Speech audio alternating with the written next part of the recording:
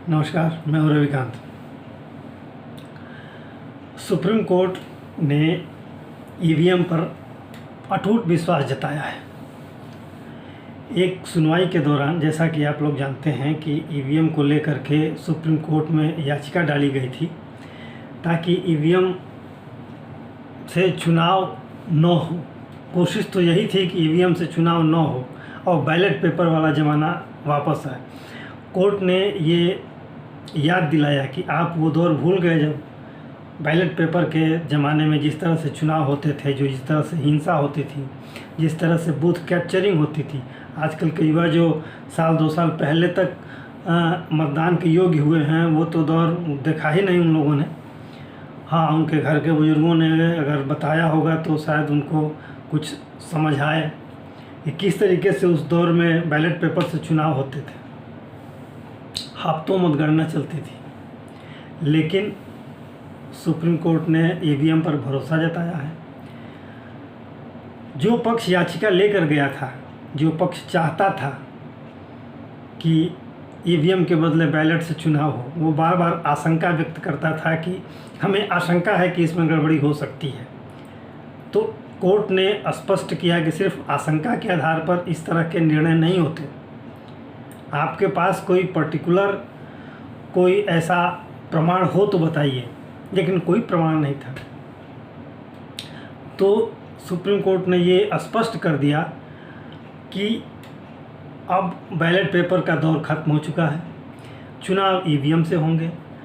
फिर उस पक्ष की एक मांग और थी कि वीवीपैट जो उस ईवीएम मशीन के साथ जो वीवीपैट होता है, जिसमें पर्ची निकलती है, जिसको आपने वोट दिया है उसके नाम की एक पर्ची निकलती है उस सिंबल के साथ, और वो पर्ची कुछ सेकंड के लिए आपके सामने दिखाई देती है। मतदान जब आप कर लेते हैं, उसके बाद वो पर्ची उस बक्से में गिर जाती है।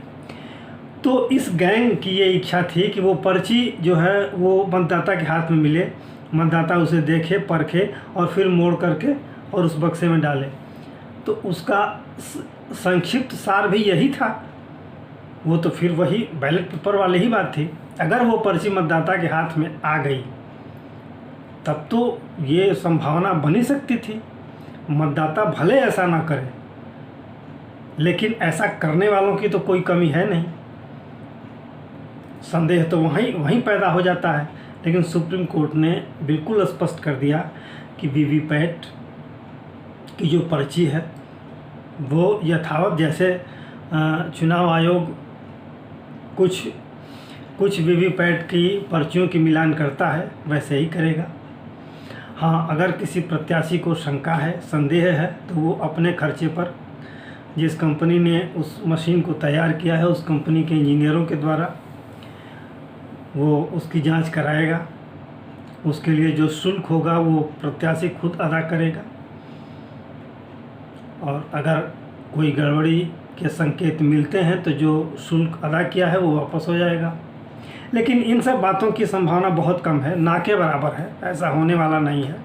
क्योंकि हमारी ईवीएम बिल्कुल फुल प्रूफ है, उस पर कोई उंगली नहीं उठा सकता। आपको याद होगा कुछ साल पहले चुनाव आयोग ने ये चुनौती दी थी, अगर कोई भी व्यक्ति इसमें दोष निकालेगा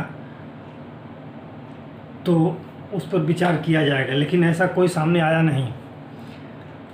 जो कुछ गिने चुने लोग गए भी वो कुछ कर नहीं पाए। ईवीएम आज भी पाक साफ है और उतनी ही पाक साफ वीवीपैट भी है। तो ये संदेह जताने वाला एक गैंग है जो निरंतर ये प्रयास करता है कि देश में अराजकता बनी रहे। ऐसे गैंग से सतर्क करने की ज़रूरत है, और कोर्ट ने बहुत बेहतरीन तरीके से समझाया है। जो टिप्पणियां की हैं वो टिप्पणियां सुनने लायक हैं, और अंततः फैसले में पूरे विस्तार के साथ सुप्रीम कोर्ट ने लिखा है। तो अब ये उम्मीद है कि चुनाव के बाद जो हो हल्ला मचता था कि नहीं ईवीएम में ये है, ईवीएम में वो है, अब शायद ये ऐसे शोर शराबे और संदेह की बातें और ये आरोप प्रत्यारोप न हो सुप्रीम कोर्ट के इस आदेश के बाद। और ये सुप्रीम कोर्ट का एक बहुत ही बेहतरीन फैसला है। लोगों के जो आलोचक थे ईवीएम के, जो अनावश्यक समाज में, देश में संदेह पैदा करते थे, और संदेह पैदा करने के बाद तरह तरह की बातें करते थे। वो चाहते थे कि इस मुद्दे पर भी टकराव हो। मैं फिर कह रहा हूँ कि एक गैंग है पूरे देश में जो वो चाहता है कि इन सब मुद्दों पे कहीं न कहीं कुछ न कुछ टकराव विवाद की बात होती रहे, अराजकता होती रहे।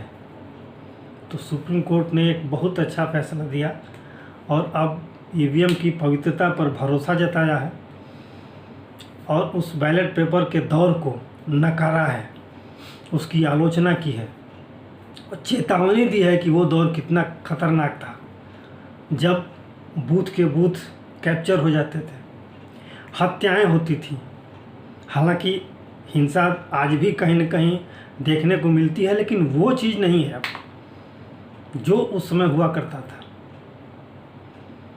तो सुप्रीम कोर्ट ने जिस तरह से ईवीएम पर, वीवीपैट पर भरोसा जताया है वो सराहनीय तो है ही, और एक हमारी इस युवा पीढ़ी को, पूरे समाज को, मतदाताओं के बीच एक नया संदेश गया है और उसके प्रति पुख्ता विश्वास की धारणा मजबूत हुई है।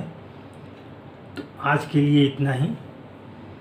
अगले वीडियो में हम फिर किसी विषय पर चर्चा करेंगे। अगर ये हमारी बातें आज की पसंद आई हों, लाइक करें, शेयर करें, कमेंट करें और सब्सक्राइब करें। धन्यवाद।